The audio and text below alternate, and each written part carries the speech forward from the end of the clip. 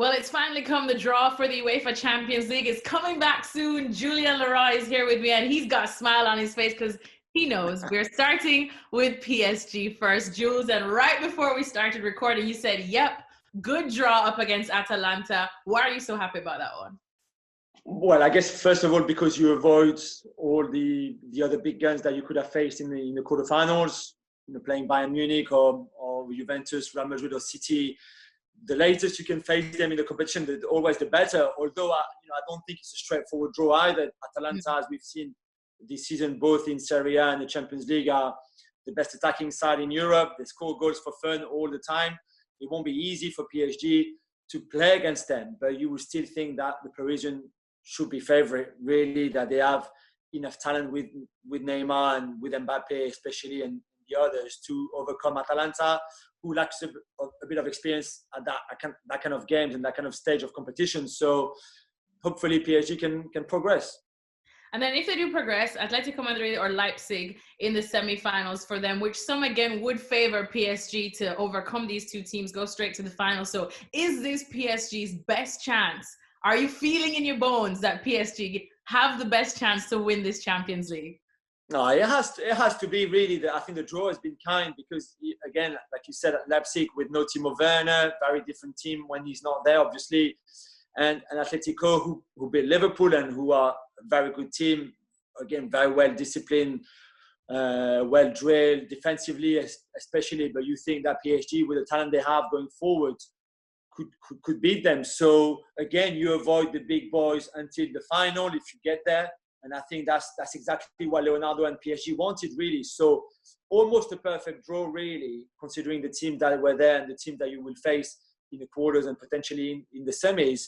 So they will feel even more that is their year, that they can go far, especially no home and away ties, which we saw in the past, that they could always come back and haunt them. So over one game, 90 minutes, 120 minutes with Atalanta and then Leipzig or Atletico, they can be quite confident and optimistic that maybe there's a chance for them to go to the final. And then one more on PSG, of course. I know you're happy about that. Before we move on to the other matchups, remember that the Liga was, of course, the league that got called off, one of the leagues that got called off after the coronavirus pandemic that we're still actually going through. So do you not have any concerns of them probably being rusty coming up against these sides that are still actively playing? No, I do. You're right. And not just me, but Thomas Tuchel and I think the players, people at the club, understand it's not ideal at all not to have any competitive games through the post-pandemic era, if you want, like the others, in May, in June, some play in July as well, and that's not ideal. They will have friendly matches starting on Sunday, for example, against Le Havre, and then they will play teams like Celtic and Beveren. They have the two cup finals on July 24th and July 31st against Saint-Etienne and Lyon. And then they will go into the Champions League, but it's far from ideal. And you're right, it's either you'll be rusty or fitness-wise, and in terms of match fitness, you're not just up there yet compared to the other teams like Atalanta, who would not stop playing, or then even Atletico or Leipzig. Or at least you've got no injuries. You can sort of build up the momentum and build up the fitness work that you want to do to be on great shape for mid-August when the Champions League comes back.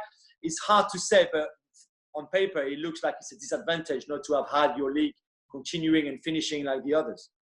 Well, next matchup now is going to be a juicy one. Well, we have Napoli-Barcelona versus the winner of Chelsea and Bayern Munich there in that one. Let's stick up in and talk about Barcelona in this one. We were just talking about PSG probably having the draw to be kind with them, but Barcelona, it looks like a harder way to the final if they want to get there, and they're in danger of having another trophy-less season for the first time in 6 years. So how do you see this one playing out for Barca? It's the worst draw possible for Barcelona and probably everything they wanted to avoid, really, because they haven't been playing well. And we've talked a lot about the Griezmann issue and dilemma in many respects for Quique Setien, and Messi not being happy at the club, and Suarez not really looking or being fit. Defensively, they've had issues as well, apart from Ter Stegen. So they're not at their best, you know that. And then they're not at their best, and they will have to face, arguably, between now and the final, the best teams in Europe. Napoli is not a done deal at all. They drew 1-1 in the first leg, but Napoli have been playing really well in the last few games. then you have to face probably Bayern, because I don't see Chelsea overturning that 3-0 defeat in the first leg. Bayern, who have been on fire since the restart, since the turn of the year with Hansi Flick and Lewandowski, in Messi and Ronaldo territory in terms of numbers and goals scored. And even if you go through Bayern, then you still have to face City or Real Madrid or maybe Juventus and Cristiano Ronaldo and all of that. And it's a hell of a way. It's a hell of a journey, of a path towards the final, and everything that really Messi didn't want. And then I guess talking about Bayern now, because like you said, it's looking unlikely that Chelsea can overcome them. Granted, crazier things have happened, as we saw last season as well. But thinking of Bayern now, they will obviously be inactive longer, given that the Bundesliga has finished now and they have to wait till August for this to kick off. So any concerns there of them probably being tired or having to shake off that little bit of rust too? Again, it's a bit like PSG, although as we've seen, they've played until June the 30th in the Bundesliga. They finished it, and they had the cup final that they won. Great momentum. They can take 2 or 3 weeks off and go on holidays. We see them flying all around the world to go where the sun is, and then they can come back and train again and be ready for mid-August. You would expect them to have friendly matches, a bit like PSG, to get back onto the pitch, and a bit of that sort of game fitness and game time that would be very important.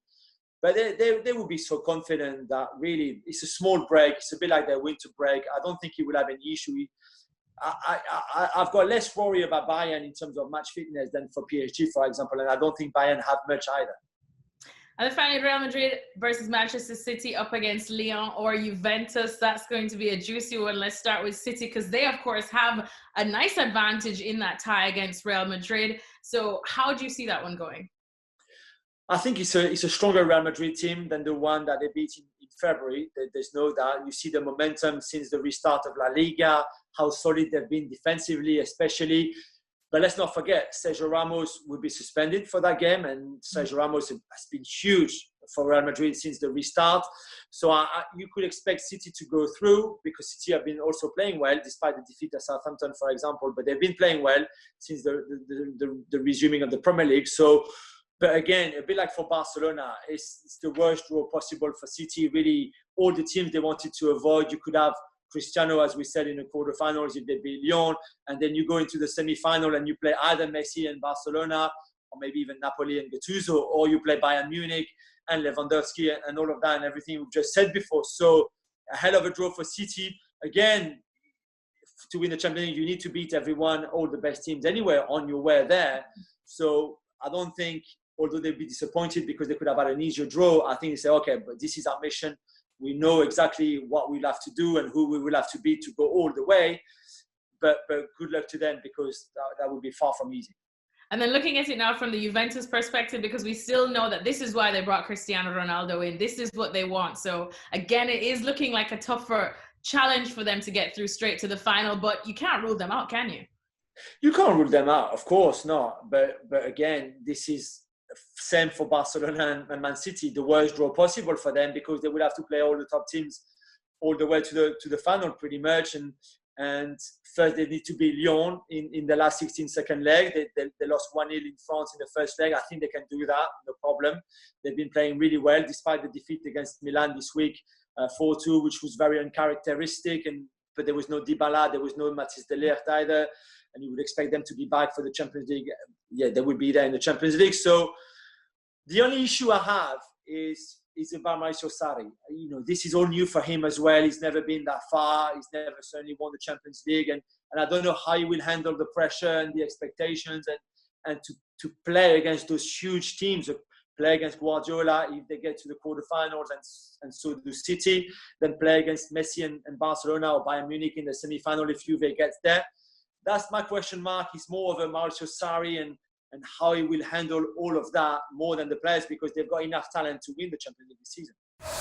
Well, thank you very much for watching ESPN on YouTube. For more sports highlights and analysis, be sure to download the ESPN app. And for live streaming, premium content, and let's not forget as well, ESPN FC 7 days a week. Subscribe to ESPN+.